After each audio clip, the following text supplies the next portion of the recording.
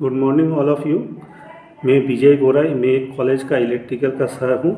आज हम लोग इस वीडियो में इंडक्शन मोटर के बारे में पढ़ेंगे।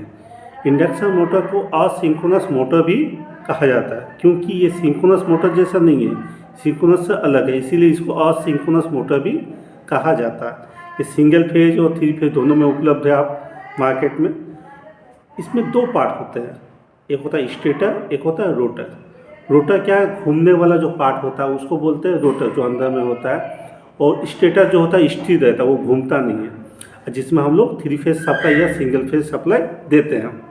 जैसे ही हम लोग 3 फेज सप्लाई देते हैं स्टेटर में, तो उसमें क्या बनेगा, एक रोटेटिंग मैग्नेटिक फील्ड बनेगा। ये रोटेटिंग मैग्नेटिक फील्ड क्या करेगा, आपका रोटर का जो कंडक्टर है, तांबा का जो तार है, कंडक्टर है, उसको क्या करेगा, कट करेगा according to Faraday law of electromagnetic induction principle के अनुसार। जैसे ही उसको कट करेगा तो वहाँ पर क्या बनेगा, करंट बनेगा। और करंट बनने के चलते वहाँ पर क्या होगा, उसमें भी एक क्या बनेगा, रोटेटिंग मैग्नेटिक फील्ड बनेगा। अब स्टेटर का रोटेटिंग मैग्नेटिक फील्ड और रोटर का मैग्नेटिक फील्ड आपस में क्या होगा, घूमना चालू होगा, तो वो कि एक दूसरे से क्या होगा, पकड़। स्टेटर का रोटेटिंग मैग्नेटिक फील्ड और रोटर का रोटेटिंग मैग्नेटिक फील्ड एक दूसरे को क्या करेगा, पकड़ने का कोशिश करेगा और इंटरलॉक होने का कोशिश करेगा, परंतु ऐसा नहीं हो पाएगा। वो क्या होगा, रोटर का जो स्पीड होगा वो सिंक्रोनस स्पीड से क्या होगा, कम होगा, और उसमें क्या होगा, वो एक दूसरे को पकड़ने का कोशिश करेगा, परंतु नहीं, नियरली वो जा पाएगा, परंतु उसको पकड़ नहीं पाएगा, उसको कैच नहीं कर पाएगा। उस कंडीशन में क्या होगा, रोटर में एक प्रकार का टॉर्क उत्पन्न होगा है, जिसके चलते क्या होगा, मोटर घूमना चालू करेगा। इस तरह से मोटर घूमेगा।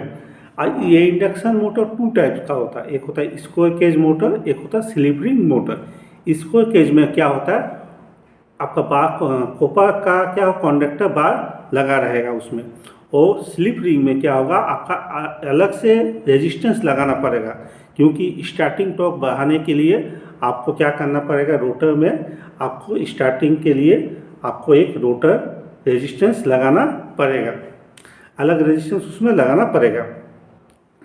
और इंडक्शन मोटर जो है उसका जो मेंटेनेंस और रनिंग कॉस्ट बहुत ही लो होता है, बहुत ही कम होता है, और उसका मैन्युफैक्चरिंग जो करता है उसमें भी आपका कॉस्ट कम पड़ता है। इसीलिए हम लोग क्या करते हैं, स्क्वायर केज मोटर का ही यूज़ करते हैं। स्क्वायर केज 90% मोटर जो होता है स्क्वायर केज मोटर ही होता है, क्योंकि उसका रनिंग कॉस्ट कम होता है।